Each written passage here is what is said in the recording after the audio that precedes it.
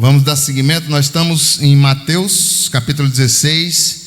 Nós paramos no versículo 24, onde Jesus estava dando as características de quem quer ser discípulo, né? Alguém que quer vir após mim, negue-se a si mesmo, tome a sua cruz e siga-me. E aí a gente viu que as características de um discípulo é que o discipulado é um convite pessoal, o discipulado é um convite para uma relação pessoal com Jesus, o discipulado é um convite para uma renúncia radical, o discipulado é um convite para morrer, e o discipulado é um convite para uma caminhada dinâmica com Cristo.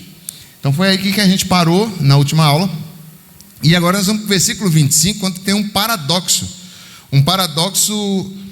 que a gente precisa compreender, porque Jesus nos seus ensinamentos, ele continua dizendo, olha, porquanto, quem quiser salvar a sua vida, perdê-la-á. E quem quiser perder a vida por minha causa, achá-la-á.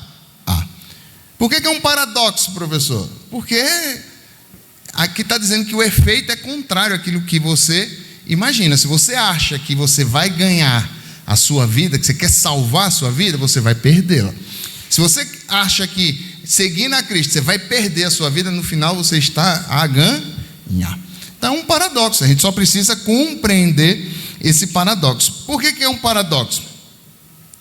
Porque os valores cristãos, aquilo que Cristo nos ensinou, ele está em consonância com a missão que ele veio fazer. Porém, o adversário das nossas almas, ele trabalha no sentido contrário àquilo que é a ordem natural das coisas. Aquilo que deveria estar acontecendo como perfeitamente aceitável, ela está invertida. É como se o mundo tivesse de ponta cabeça, ou de cabeça para baixo, se você preferir. Por quê? Cada dia mais a gente vê que o errado passa a ser aceito como certo, e o certo agora passa a ser questionado como errado. Então o mundo está invertendo os valores, e é importante que a gente saiba que Jesus já falava disso há mais de 2000 anos atrás. Olha, se você quer ganhar a sua vida, se você quer achar a sua salvação nas coisas desse mundo, você está perdendo-a. Agora, se você quiser perder a sua vida, ou seja, todo mundo vai olhar para você e vai dizer que você é um fracassado, é um medíocre, é um sem nada, por amor a Cristo, não é falsa humildade, por amor a Cristo, aí você não está perdendo a sua vida, você está ganhando. Então é isso que a gente vai ver com mais detalhes. Aí você vai me perguntar, como que uma pessoa pode ganhar a vida e ao mesmo tempo perdê-la? 3 razões. Primeiro, quando ela busca a felicidade sem Deus. Quando eu busco a minha felicidade sem Deus, eu acho que eu estou ganhando, porque aí eu vou para o mundão e eu vou viver tudo que o mundo oferece. É bebida, dança, compra, vende, viaja, experimenta droga, faz sexo na ânsia de encontrar felicidade. Eu acho que eu estou no máximo, eu estou no auge. E o que é que eu estou fazendo com a minha vida? Eu estou a perdendo. É exatamente o oposto daquilo que a gente imagina. As pessoas cada vez mais procuram prazer. É um hedonismo, é uma euforia que querem ter, felicidade o tempo todo, felicidade a qualquer custo, felicidade de qualquer maneira. Sem perceber, elas estão se afundando e cada vez mais se tornando dependentes de ansiolítico, de antidepressivo, de artifícios para fazer com que a vida ainda continue tendo sentido. Ou seja, é exatamente o que Cristo está nos ensinando. Aquele que tentar salvar a sua vida, buscar a felicidade sem Deus, ela vai entrar num poço sem fundo. Salomão já dizia isso agora muito antes de Cristo. Se você pegar lá em Eclesiastes 2, de 1 ao 11, eu não vou pedir para ler aqui, mas resumindo, Salomão viveu tudo que a vida podia oferecer. E aí ele chega no final da sua vida e diz que não passou de vaidade. Tudo não passou de vaidade, porque não acrescenta 1 grama de satisfação à sua alma. E pelo contrário. Segundo, quando que uma pessoa pode ganhar a vida e ao mesmo tempo perdê-la? Quando ela busca a salvação fora de Cristo. Quando a pessoa acha que assim, olha, existem vários caminhos e todos eles conduzem a Deus. Só existe um caminho que leva a Deus. E esse caminho é Jesus. Só que as pessoas preferem acreditar em ensinamentos filosóficos, em superstições, em negligência de meios de salvação através da graça. E ela acha que ela tem um leque de opções. Ela pode seguir qualquer caminho, porque eu estou fazendo bem, porque eu não faço mal a ninguém, porque eu quero o bem de todo mundo, porque eu ajudo A, eu ajudo B, eu ajudo C. Eu vou chegar a Cristo. Você não vai chegar a Cristo se não for pelo caminho que é Jesus. E se você tentar viver ou buscar a sua salvação sem Cristo, você está perdendo a sua vida. Você está perdendo a sua alma. Você está perdendo a sua salvação. E hoje, irmãos, é muito fácil você ouvir, é comum você ouvir que existem vários caminhos, não está só um meio de salvação. E as pessoas têm teorias sabe, ideias e colocações, ideologias tão bonitas, sabe, tão bem elaboradas, às vezes até embasadas nas próprias escrituras de forma distorcida, que muitas pessoas estão abraçando. Sabe, nós estamos falando aqui de Jesus falando da cruz. Não podemos esquecer que ele está aqui revelando aos discípulos o plano de salvação. Ele vai morrer e vai precisar ser ressuscitado. Nós vimos isso lá no 16, versículo 21. Então ele está dizendo o seguinte: olha, eu estou mostrando para vocês o que vai se passar e o que realmente faz sentido. No próximo capítulo, que é a glorificação, nós vamos ver a transfiguração de Cristo. Aí sim, é Cristo exposto em sua glória. Mas antes da glória, é necessário a cruz. E aí o mundo oferece hoje vários tipos de caminhos. Sabe, é caminhos da prosperidade, é caminhos da positividade, é caminhos que você só fala sabe, você é capaz de autoafirmação. Mas e Cristo? O caminho é Cristo. Sem Cristo não tem salvação. Porque foi Cristo que morreu na cruz do Calvário. Sem cruz não tem salvação. Simples assim. Então não adianta a gente querer apontar diversas opções, porque só há um caminho: Jesus Cristo. Ixi, eu perdi acho que eu mexi aqui, né? Então, é importante que nós tenhamos isso muito claro. E terceiro, como que uma pessoa pode ganhar a vida e ao mesmo tempo perdê-la? Quando ela busca realização nas coisas materiais. Quando ela acha que ela está, sabe, num excelente emprego, ou ela ser muito bem sucedida academicamente, ou ela ter uma economia muito já sustentada, ou ela ter uma condição de vida e ela está segura, está garantida, nenhum mal vai chegar à sua tenda. Quando ela acha que o que realmente a protege e dá garantia de que ela vai ter uma vida excelente, ela está perdendo a sua alma. Jesus chama isso de tolice. Por quê? Porque quando a pessoa é escrava de bens materiais, de dinheiro, ela é escrava de um dos piores senhores que existem, Mamon. Acho que foi o pastor Israel falou quarta-feira. Jesus não chamou muitas coisas de senhores, mas chamou o dinheiro de senhor. E se você acha que a sua segurança, a sua salvação está naquilo que você possui, você está correndo um grave risco de ganhar a sua vida aqui na terra, mas perder a sua salvação. Então, quando eu busco uma vida de felicidade sem Deus, quando eu busco uma salvação sem Cristo, e quando eu busco uma realização nas coisas materiais, eu estou correndo um sério risco de ganhar a vida e ao mesmo tempo perdê-la. Porque eu vou ganhar a vida neste plano material, mas talvez eu perca a minha alma para a eternidade. Agora a pergunta contrária também ela vale. E quando que eu posso perder a minha vida e ao mesmo tempo ganhá-la? Também são três coisas. Quando renuncia aos prazeres dessa vida para receber a bem-aventurança eterna. É aquilo que eu falei: ganhar o mundo e perder a alma é loucura. Jesus já tinha ensinado isso. Beber as taças dos prazeres aqui. Então, tudo que o mundo oferece, eu quero sorver, eu quero absorver, eu quero beber as taças dos prazeres, quero viver uma vida hedonista. E lá na frente eu vou beber a taça da ira de Deus. Então, quando eu perco a minha vida aqui, por amor a Cristo, na verdade eu estou ganhando a minha vida eterna.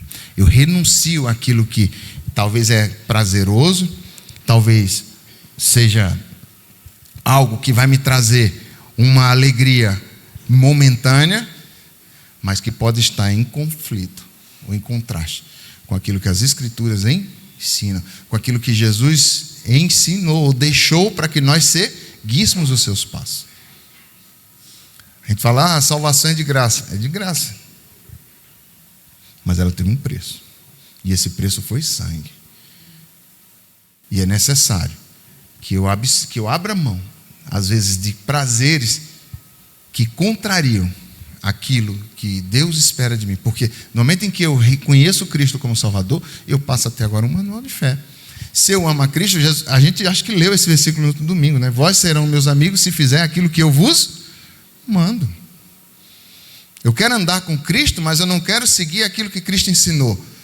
Então eu estou no caminho errado. Então quando eu renuncio isso, quando eu abro mão dessas coisas, para abraçar aquilo que realmente é o que vai trazer, sabe, crescimento para a minha alma, aí eu vou ganhando a minha vida.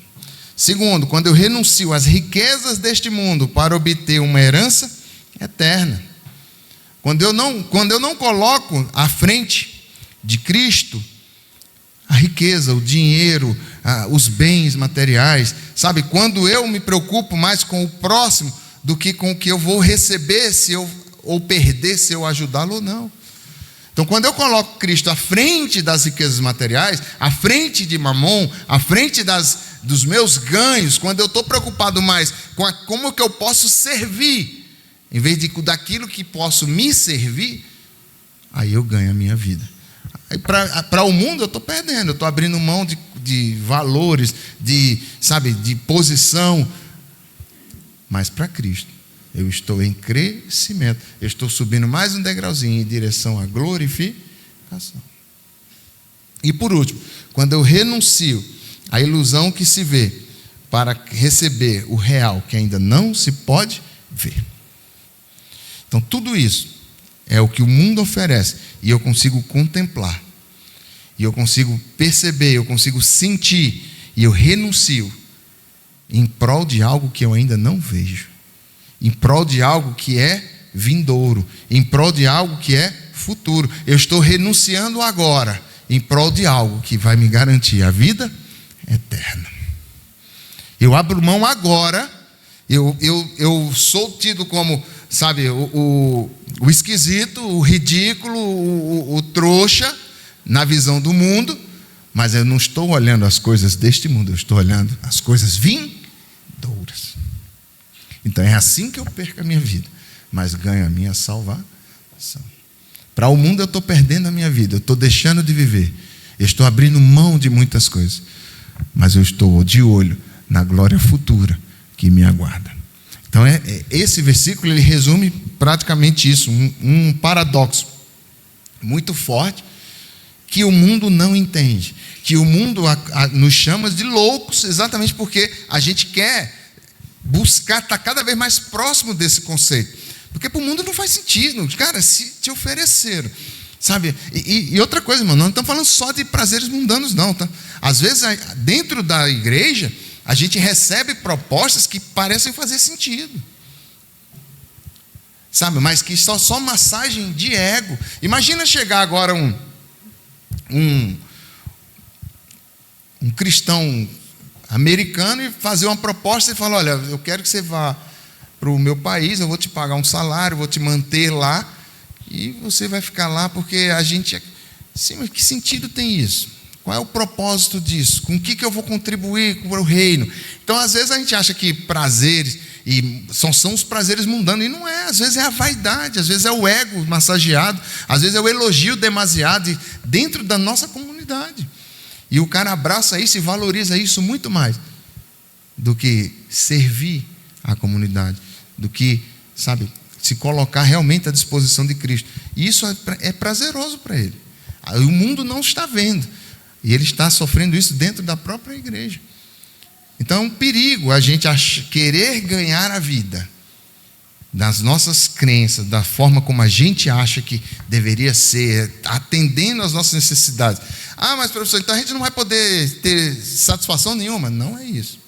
Eu não estou fazendo apologia aqui de Francisco de Assis, não, que todo mundo vai ter que viver agora rasgado, sabe, perebento. Não é nada disso. É no que diz tocante ao coração. Você pode ter, né, riquezas inumeráveis, desde que o princípio da sua vida seja Cristo, o princípio da sua convivência seja o próximo, e o objetivo da sua vida seja servir. Esse é o princípio cristão, independente da sua condição financeira, independente da sua condição social, independente da sua condição intelectual. É sobre isso que nós estamos falando, de alma. Amém? E aí no versículo 26, Jesus vai chamar os seus discípulos para fazer uma avaliação. Depois que ele fala isso, olha, esse paradoxo, aí ele chama os discípulos e faz uma avaliação. Pois o que aproveitará o homem se ganhar o mundo inteiro e perder a sua alma? Ou o que dará o homem em troca da sua alma? Então, um pouco Jesus agora está sintetizando o que ele quis dizer no versículo 25. Do que adianta você ter todos esses reconhecimentos, todos esses títulos, todas essas regalias, se não é para a glória de Deus? Então, toda a sua recompensa você já recebeu aqui neste mundo. Compensou ter tudo isso e perder a sua alma? Ou, o contrário, já que você tem tudo isso, o que você pode oferecer em troca da sua alma? O que nós podemos oferecer em troca da nossa alma?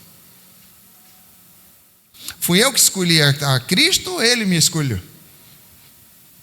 Ele me escolheu. Ele me escolheu. Nem o direito de escolha eu tinha. Sabe? Eu posso aceitá-lo ou rejeitá-lo, mas Ele me amou primeiro. Ele olhou dos altos céus e nos contemplou e disse: olha, eu vou morrer pelo Marcelo, vale a pena derramar meu sangue na cruz pelo outro Marcelo. Os Marcelos valem a pena, né? Resumindo. Sabe? Isso foi decisão dele, não fui eu que pedi, eu implorei, não. Agora, o que eu posso oferecer em troca disso? Nada. O que tenho eu para oferecer? Somente obediência. Obediência. Vós serão os meus amigos se fizerem aquilo que eu vos mando. E quais são os mandamentos? Amai a Deus sobre todas as coisas e amai o próximo como a si mesmo. Simples viver o evangelho, né? Simples na teoria, mas é difícil porque confronta os nossos valores, os nossos princípios. Mas em resumo, o que Jesus está trazendo aqui é exatamente isso. Ele está dizendo que o dinheiro não pode comprar a bem-aventurança eterna. Você vê aí que agora, né, uma notícia, nós temos o primeiro trilionário do mundo, tal. Tá, e quanto ele pode oferecer pela alma dele? Quanto custa uma alma? Qual é o valor de uma alma? 2, a salvação da alma vale mais do que qualquer riqueza. E 3, a perda da alma é uma perda irreparável. Uma vez que eu morri, eu tenho 2 caminhos, né? Céu ou inferno. Como é que eu consigo consertar agora? Então eu tenho que olhar para a minha condição enquanto eu ainda estou vivente. Simples assim. E Jesus, de forma, sabe, tão simples, ele coloca as coisas de uma maneira tão natural, né? Aquele que quiser ganhar a sua vida vai perder, aquele que perder a sua vida por mim vai achar, porque do que se aproveita esse homem ganhar o mundo inteiro e perder a sua alma? Ou o que ele pode oferecer em troca da sua alma? Sabe, faz sentido eu abrir mão de família, abrir mão de relacionamento com Deus, abrir mão de congregação, abrir mão de valores bíblicos para conquistar, e depois eu posso fazer o quê? Oferecer o quê dessa conquista em troca da alma? Então fica a reflexão para nós. Tem coisas que não valem a pena. Por quê? Porque a gente não vive para este mundo. O nosso alvo é o céu. O nosso alvo é a glória. Nós somos seres eternos. Nós não somos seres passageiros. Nós somos passageiros aqui nesse mundo. Mas o nosso objetivo é o céu. E aí, para finalizar o capítulo 16, Jesus vai finalizar com uma recompensa, né, uma promessa a ser considerada. Então, versículo 26 e 27. 27 e 28, desculpa. Porque o Filho do Homem há de vir na glória de seu Pai, com os seus anjos, e então retribuirá a cada um conforme as suas obras. Vamos só voltar nesse versículo rapidinho, só para eu fazer uma observação. Jesus está falando de duas coisas aqui, irmãos. Está falando de salvação, quando fala perder ou ganhar sua alma. E está falando de galardão, quando ele fala em recompensar cada um segundo as suas obras. Nós não podemos misturar, porque senão o cara faz uma leitura e fala assim, mas espera aí, mas se eu não... as minhas obras vão me salvar? Não, aqui nós estamos falando de recompensa, galardão, recompensa. Em relação aos princípios dessa vida, abrir mão das vidas, ou deixar de... aí nós estamos falando de salvação, são coisas separadas. Então, porque o Filho do Homem há de vir na glória de seu Pai com os seus anjos, e então retribuirá cada um conforme as suas obras. E o 28. E em verdade eu vos digo que alguns dos que aqui se encontram, que de maneira nenhuma passarão pela morte, até que vejam vir o Filho do Homem no seu reino. Então, o que Jesus está resumindo aqui é que a verdadeira recompensa, o verdadeiro sentido, não é o que a gente está vendo aqui neste mundo, mas é o que há de vir. É algo que é vindouro, é algo que está sendo acumulado, está sendo separado, está sendo preparado para aqueles que permanecerem fiéis até o fim, para aqueles que realmente quiserem salvar as suas almas, abrindo mão de coisas mundanas que não vão acrescentar, ou que não vão impedir a gente de chegar até lá. Agora, todos nós vamos passar pela morte até que Cristo venha, e uma vez morto, aí a gente já é recompensado conforme aquilo que a gente fez, não de imediato, mas quando Cristo vier. Renunciar aos prazeres da vida para obter a bem-aventurança eterna, terá certeza retribuição. Eu sei que eu posso não ter reconhecimento, as pessoas não veem o que eu faço, tudo que eu faço, às vezes é até muito só criticado, mas um dia eu terei a recompensa. A salvação todos nós temos, mas aí nós vamos chegar na glória e cada um vai ter uma recompensa diferente. É interessante, né? Que às vezes as pessoas pregam que no céu nós vamos ser todos iguais, e não seremos não, tá? No céu tem diferença daqueles que vão estar mais próximos de Deus, mais distantes de Deus, que vão receber mais, receber menos. Aí é um outro estudo que eu não vou me dedicar aqui, mas só para você saber que cada um vai receber conforme aquilo que praticou. Amém? Bom, então termina o capítulo 16 e aí começa o capítulo 17. Então nós vemos aqui Jesus falando para os discípulos a respeito da sua cruz, morte e ressurreição. E aí no capítulo 17 começa já Mateus dizendo que depois de 6 dias Jesus tomou os seus discípulos, né? A Pedro, Tiago e João, que são os mais chegados, e os levou a um monte. Aí aqui já começa uma grande discussão, porque alguns teólogos dizem que é o Monte Tabor, outros teólogos dizem que é o Monte Hermon. A gente falou do Monte Hermon no último domingo. E nós dizemos o quê, professor? Nós dizemos que o monte não interessa. A gente não faz peregrinação. Que diferença faz para nós se é Tabor, se é Hermon?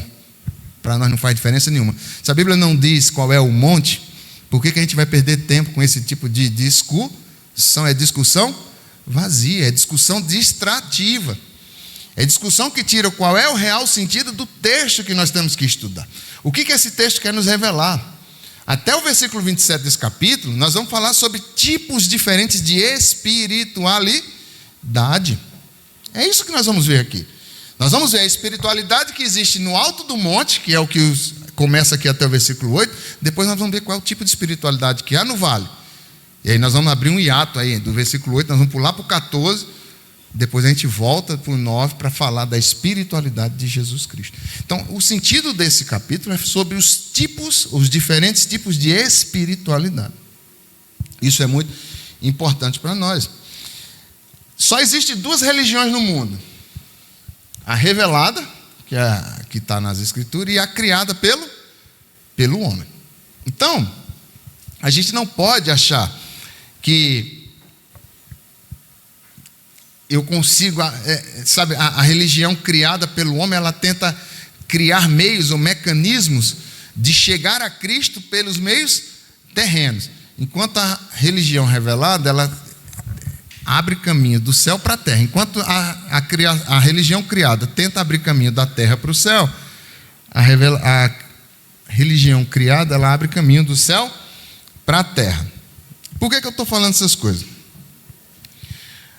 Porque nós precisamos entender que parte da religião criada, ela é humanista. A religião revelada, ela é teocêntrica. Por que está falando isso, professor? Porque é importante que nós tenhamos o conceito daquilo que realmente é revelado, daquilo do que é criado.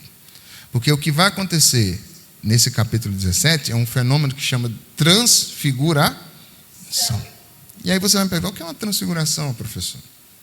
Eu estou falando conceitos gerais, para depois a gente entrar especificamente no texto, tá?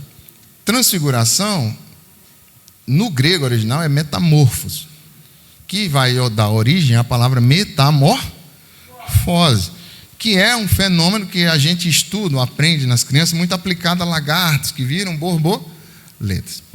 Então, quer dizer que o termo correto seria a metamorfose de Jesus Cristo? Não, o termo transfiguração, ele fica adequado também.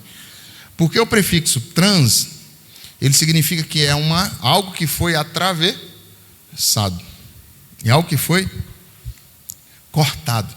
Então, quando fala de transfiguração, sim, você pode entender no sentido de metamorfose, mas é algo que rasga a figura humana de Cristo e revela qual é a sua verdadeira essência, que é a essência celestial. É a sua essência divina. O que vai acontecer no alto desse monte é Cristo se apresentando como realmente filho de Deus, na sua essência, não na sua casca humana, que era o que já as pessoas conviviam ali no dia a dia. E é um fenômeno que vai acontecer para poucas pessoas. E esses discípulos vão ficar extasiados e vão relatar isso ao longo das suas cartas. Eu posso trazer aqui uma série de versículos que vão revelar que Pedro, que João escrevem depois que eles viram um Cristo que é impossível até de descrever. E por que isso é importante? Porque depois que a gente fala da cruz, aí Cristo se revela em glória. Então, primeiro ele precisa passar o processo de cruz, para depois ser revelada a glória. E por que eu estou falando tudo isso? Porque nós queremos buscar a glória sem passar pela cruz. Que a religião revelada, ela tem um método, ela tem um modelo, ela tem um caminho. Primeiro você você nega a si mesmo, você pega a sua cruz, você abre mão da sua vida para ganhar a vida eterna, e aí você é glorificado.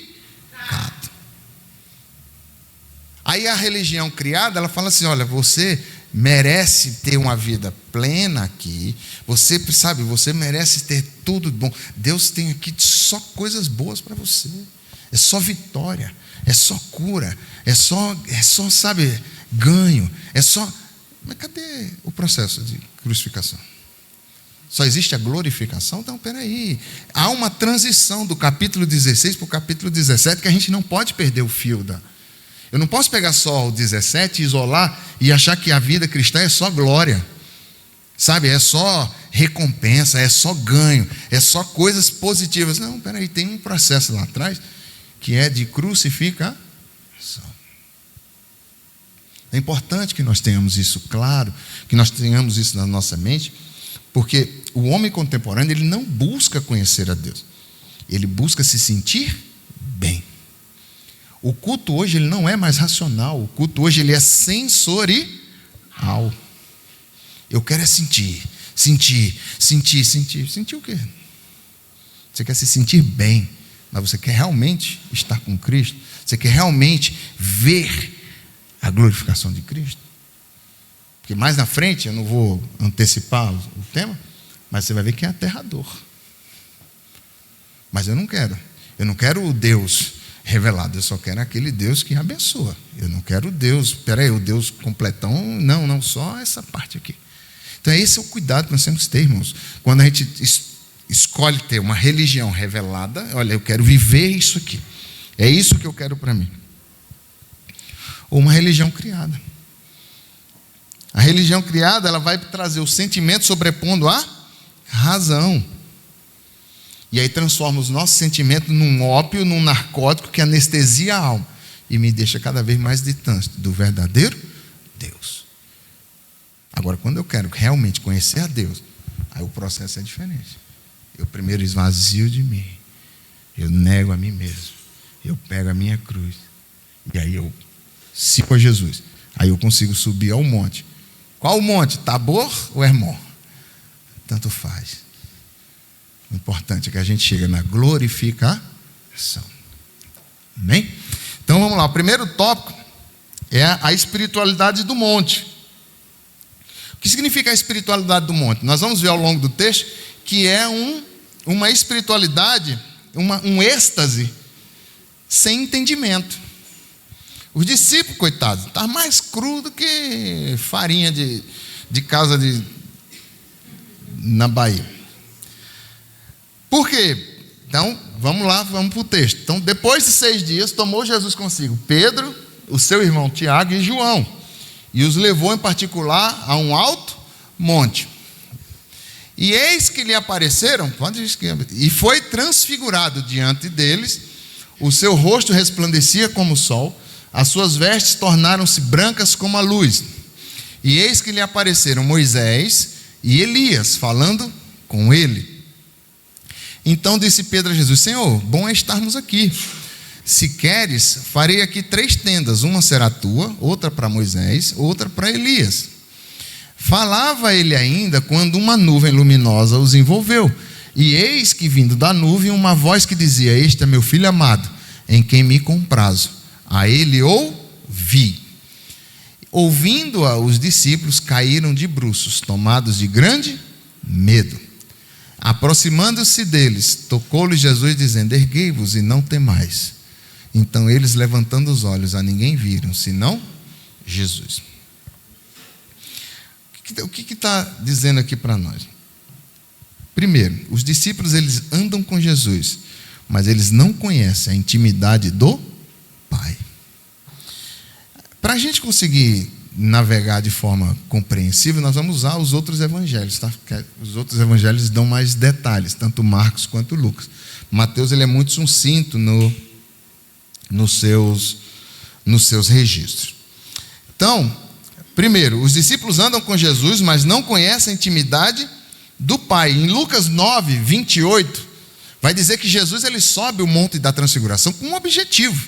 Ele foi lá para orar. Cerca de 8 dias depois de proferir dessas palavras, tomando consigo a Pedro, João e Tiago, Jesus subiu ao monte com o propósito de orar. Então tinha um propósito. Jesus não subiu ao monte para aparecer. Jesus não subiu ao monte para chegar lá e se transfigurar e revelar a sua glória de forma, sabe, grandiosa, só para causar impacto por discípulos. Então, Jesus, ele subiu ao monte para orar. O motivo que Jesus estava em orar era estar com o Pai.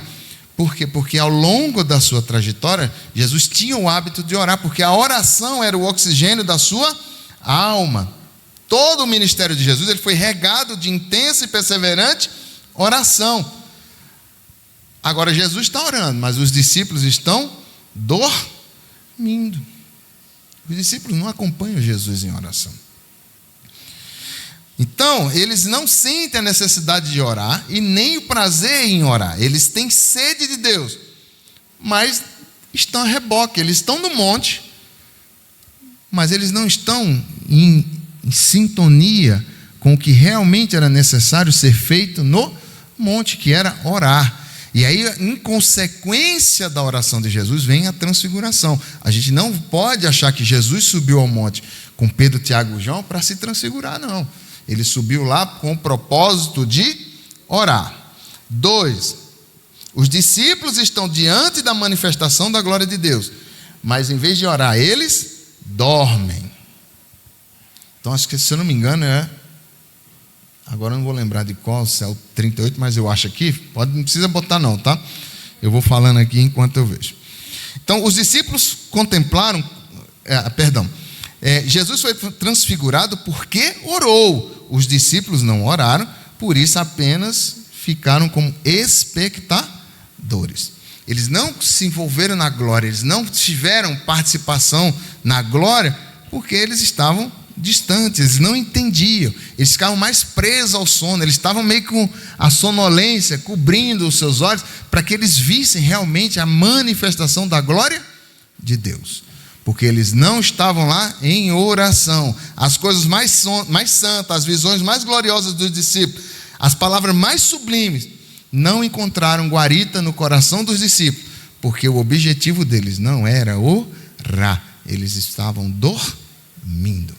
Se eu não me engano é o 38, se não me engano, que vai falar que eles estavam dormindo. Mas isso não é importante, a gente vai passar por esse versículo mais na frente. E terceiro, os discípulos experimentaram um êxtase, mas eles não tiveram discernimento espiritual para o que estava acontecendo. Sabe o que os discípulos viram no alto do monte?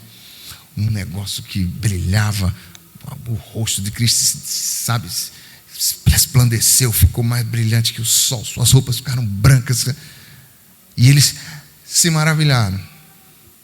Mas o que eles tiraram de experiência? O que eles tiraram de crescimento na sua vida pessoal? Nada, eles entraram em êxtase e não fizeram proveito. Por isso que a gente fala assim, por que existem esses tipos de espiritualidade? Porque é uma espiritualidade, irmãos, que não quer intimidade com Deus.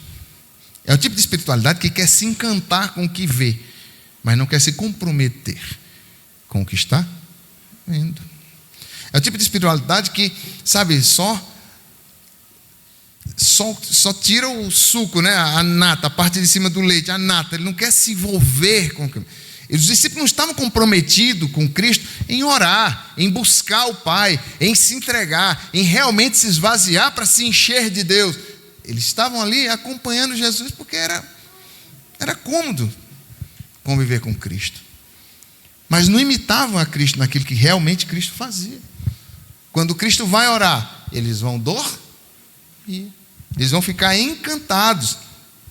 E aí, apesar de estarem envoltos num ambiente de milagres, faltou discernimento para os discípulos em 4 questões básicas.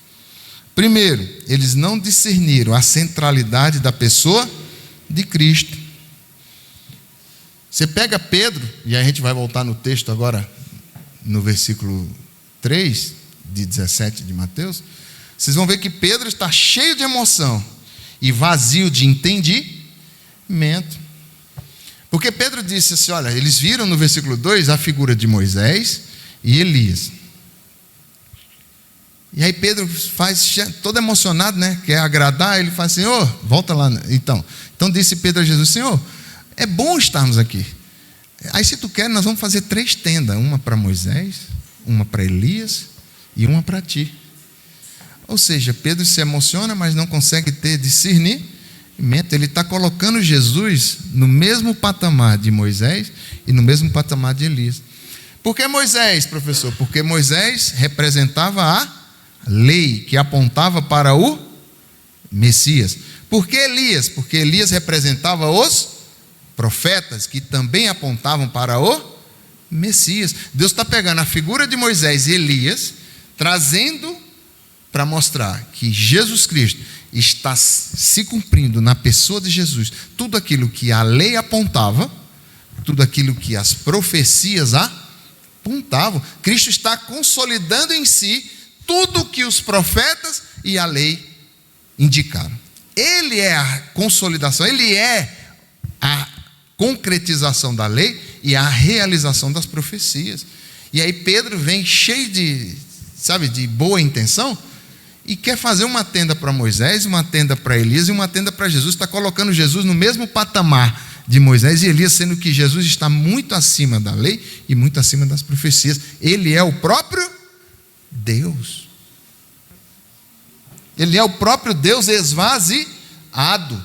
Então, é isso que a gente chama de espiritualidade, sabe? Sem discernimento. Eu estou cheio de boa vontade, mas espera aí, faz sentido o que eu quero fazer? Faz sentido o que eu estou propondo? A proposta de Pedro não era ruim se você pegar os olhos humanos, mas quando você analisa em profundidade o que significava realmente a transfiguração, a proposta de Pedro é ridícula. Está colocando Jesus no mesmo patamar que Moisés e Elias, homens mortais. Moisés morto, Elias arrebatado, mas mortais. Jesus era muito maior que isso. Então Pedro está cheio de emoção, mas vazio de entendimento.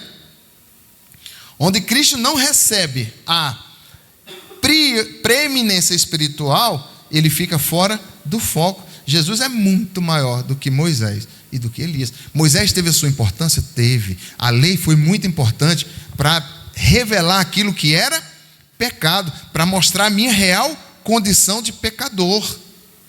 A lei, ela teve o seu papel, mas ela vai se concretizar, vai se cumprir em Cristo. As profecias foram importantes? Sim, apontava para o Messias, o Redentor, aquele que viria de novo, trazer de volta a humanidade a ter comunhão com Deus. Era importante? Sim, e ela se concretiza em Cristo. E Cristo está andando com eles, e eles não percebem qual é a verdadeira missão. Jesus já tinha dado a prévia lá atrás. Escuta, é mista que eu venha, morra e ressuscita ao terceiro dia. E eles ainda estão assim, ó, que legal, vamos fazer uma tenda para um para o outro. Como se estivesse botando todo mundo no mesmo patamar. Então falta discernimento espiritual. Não se deixe levar pela emoção. Irmãos, não é porque uma pessoa vem aqui, bate a cabeça na parede, dá 3 pulos e você perde a racionalidade do seu culto e entra na vibe, não. O culto, ele é racional, mas é mais gostoso quando ele se torna emocional. Eu quero é sair girando, eu quero é rodar, eu quero é sentir, eu quero é... Escuta, mas espera aí, que sentido tem isso? Qual é a verdadeira realidade que está por trás do fenômeno? É isso que eu quero trazer para você, para reflexão. Eles estão no monte, não é? Não tem? Eu já fui em monte, com certeza os crentes aqui já, alguns deles já foram. Então a nossa própria igreja vai no monte. Mas isso não faz com que o monte seja só emoção. Não, precisa ter razão. É preciso observar o que acontece no monte e trazer dali ensinamentos, princípios, reconhecimento daquilo que Deus realmente quer mostrar. Não é só emoção. Aí tem eu esqueci de botar o autor, mas tem uma frase um textozinho que eu vou ler para vocês. Bispos, padres, diáconos, cardeais, papa, concílio, pregadores, ministros de grupos evangélicos são continuamente exaltados a uma posição que Deus jamais tensionou que preenchessem, usurpando assim a honra devida somente a Cristo. Os melhores homens não passam de homens, mesmo em seus melhores momentos.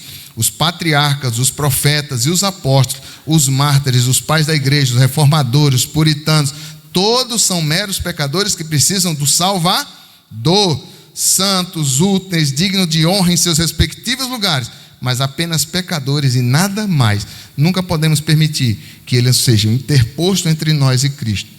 Somente Jesus Cristo é o Filho em quem o Pai se compraz. Então precisou da intervenção de Deus para revelar a Pedro quem ele estava querendo igualar. Bota o próximo versículo. Falava Pedro ainda, ele ainda estava lá, tagarelando. Aí vem uma nuvem que o envolveu, né? Envolveram a eles.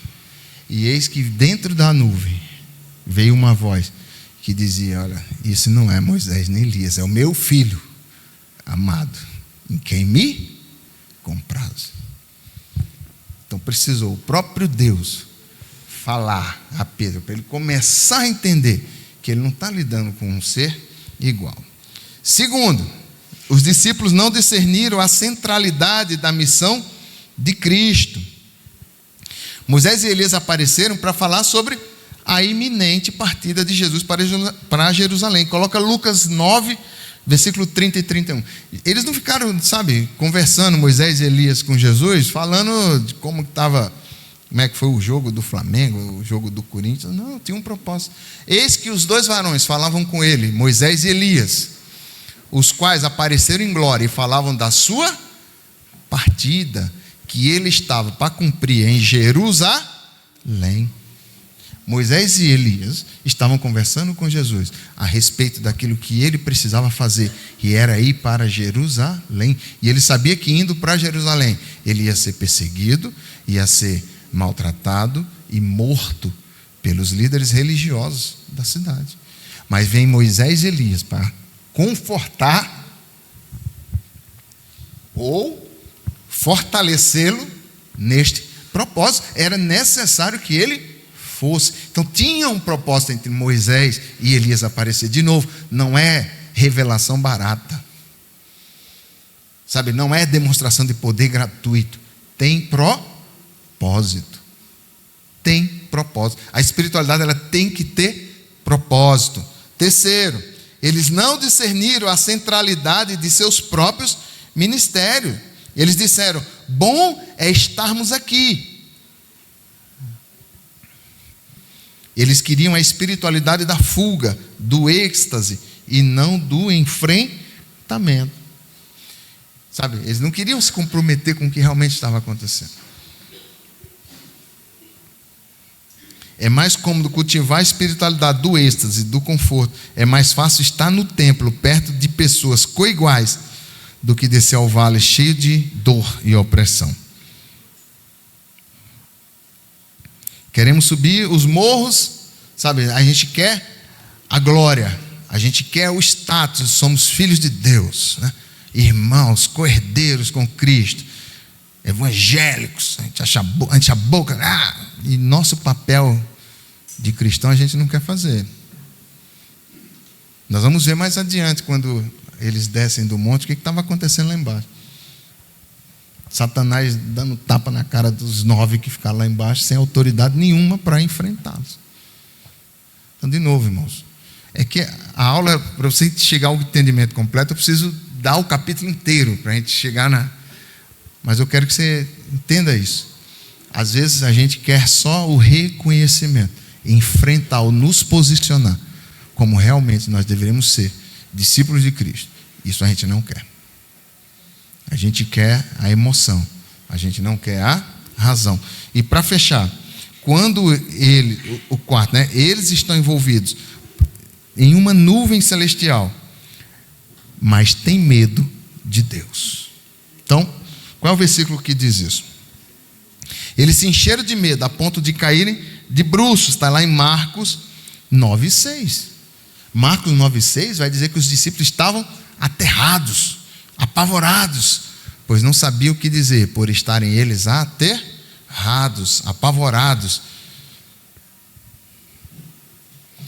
Porque, de novo, irmãos, estavam no alto do monte, mas não tinham intimidade com Deus. E quando Deus se revela no meio de uma nuvem, os camaradas acham que... Primeiro, não sabiam nem o que dizer, depois acham que acabou para eles. Caíram de bruços, não conseguiam suportar a glória de Deus, porque não tinham relacionamento com Deus. Estavam no alto do monte, presenciando uma das coisas mais espetaculares. Porque se você me perguntasse assim, da vida de Jesus, escolha uma coisa para você testemunhar. É lógico que eu ia escolher a ressurreição. Mas em segundo lugar, seria a transfiguração. Porque acho que foi um momento sublime. E os discípulos, tão distantes, sabe, com a visão tão fechada, não sabiam o que estava acontecendo, andavam com Jesus há não sei quanto tempo, viam as maravilhas, viam tudo que Jesus ensinava, tudo que ele realizava. E na hora que, sabe, Cristo vai se mostrar em glória, aí eles reduzem a Jesus do tamanho, vem uma nuvem, envolve, a voz fala no meio da nuvem, ele se joga no chão, quer correr, quer ficar desesperado, porque eles não têm intimidade com o Pai. Nós temos o Filho, nós através do Filho chegamos ao Pai. Então, de novo, não é um evangelho de emoção, é um evangelho racional. Eu preciso me chegar cada vez mais ao Pai, obedecendo aquilo que o Filho deixou. Esse é o ensinamento. É isso que Jesus está falando aqui. Deus não é um fantasma cósmico, Ele é o Pai de amor. Jesus não alimentou a patologia espiritual dos discípulos, pelo contrário, mostrou a sua improcedência. Aí Jesus chega perto deles, aí 17:7. Jesus chega pertinho deles, eles estão tudo desesperados, vão morrer. Aí Jesus se aproxima, toca-lhe e diz: ergue, não temas. Aí eles acalmaram com o toque de Jesus. E é o versículo 8 para encerrar. Então eles, levantando os olhos, não viram mais ninguém, senão Jesus. O medo de Deus revela uma espiritualidade rasa e sem discernimento. Quando a gente tem medo de se achegar a Deus, porque a nossa espiritualidade ela é rasa, para não dizer vazia, que é impossível você não querer se aproximar do Criador de todas as coisas, o Pai sublime que nos deu a vida. Eu agradeço a oportunidade em nome de Jesus.